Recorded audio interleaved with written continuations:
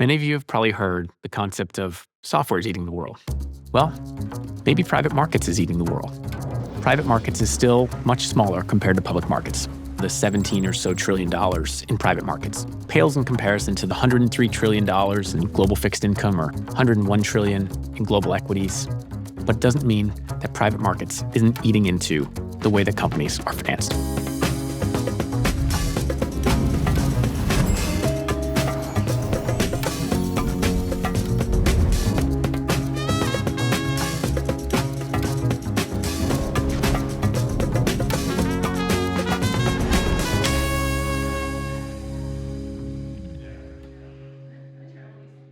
For quite some time, private markets has really mirrored that of public markets.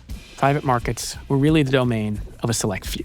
The large institutions that were able to invest in private markets, in private companies, in the biggest asset managers, and for wealthy individuals who had the ability to access those funds as well. But most people didn't have access. That was in part due to technology constraints, operational overhead challenges, regulatory constraints.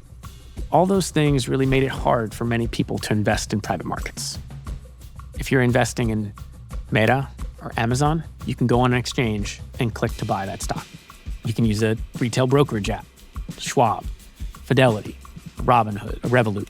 You can just click to buy. You can't do that in private markets, but that's all changing. Private markets has now become a bigger part of the investment universe. That's the case for a number of reasons. Banks are not necessarily able to provide the financing in many cases that they would have in the past. Alternative asset managers are playing an increasingly important role in financing companies with either equity or debt in the investment marketplace. Public markets have shrunk from 8,000 public companies in the US to around 4,000 public companies. Private companies are staying private longer. It's because regulations have changed, and it's because technology innovation has enabled more investors to access private markets. All those things really amount to private markets eating the world. Private markets is eating the world in a few different ways. Private markets is eating into how companies are financed. It's taking pieces of the pie and turning it into buckets and spectrums. And private markets is also eating into public markets. Let's break it down. Companies have historically had multiple options in terms of how they could be financed. One, they could go to banks, or two, they could choose the investment marketplace. In areas like credit, companies are choosing more and more to go to private markets as a way to be financed. In part, that's due to regulation that's made banks have to scale back where and how they can lend, and it's brought private markets to the forefront. Private markets is also eating into the 60-40 portfolio. The 60-40 portfolio, the traditional way that most people invested, 60% stocks, 40% bonds. Now, investors are adding a slice of private markets. They're taking that slice and they're thinking about it in a different way. They're thinking about it as a spectrum or buckets. Equity could be private, could be public. Credit could be private, could be public. People are making that choice because they're thinking about liquidity, they're thinking about return, they're thinking about diversification. All of those are going into how investors think about asset allocation and the way in which they invest in both public and private. Private's also eating into public markets.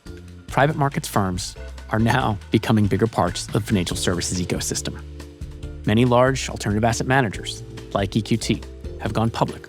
EQT began in the 1990s with about 300 million euros of capital. Today, there are over 269 billion euros of assets under management across equity, across real estate, across infrastructure. These firms are playing a bigger and bigger role in the financial services ecosystem. They become big businesses themselves, and by becoming big businesses, they played a bigger role in helping companies and industry trends get financed. That goes for mega trends, like the energy transition, like the build-out of data centers, which powers the AI revolution. That's trillions and trillions of dollars. The investment marketplace is being what's chosen, in part because banks alone can't fund that transition. Private markets is still a relatively young industry. Many of these firms, the EQTs of the world, the Blackstones, the Apollos, they began in earnest 40, 50 years ago. These firms are becoming critical parts of the fabric of financial services. That's been reflected in the market caps of many of these firms. Just years ago, many of the publicly traded alternative asset managers, like EQT, represented only a small percentage of the market cap of financial services broadly. Today, they represent significantly more of public markets' market cap of financial services companies. That's compared to banks. That's compared to traditional asset managers like BlackRock. Where are private markets today? Private markets are still a relatively small percentage of the investable universe. If you think about global fixed income or global equities, we're talking about hundreds of trillions of dollars in total assets. Private markets today, it's about 17 trillion, but it's large and growing. Many of the largest, most sophisticated institutions have invested 20, 30, sometimes even 40% into private markets. That's a large portion of capital, and that's where the majority of the capital that's flown into private markets has come from. But the industry is at a bit of a crossroads. On the whole, individuals are around 1% to 3% allocated to private markets at best, and many individuals have not yet had access to private markets. That's now changing. So now, technology innovation, market structure innovation, the ability for firms to create new products to meet and serve the needs of individuals, all of that's unlocking access to private markets and giving more investors more choice when it comes to what they can invest in. At the end of the day, it's really about helping to finance the growth of businesses and the growth of economies. And that's why private markets is really about more than capital. But what's really behind private markets? Find out in episode 2.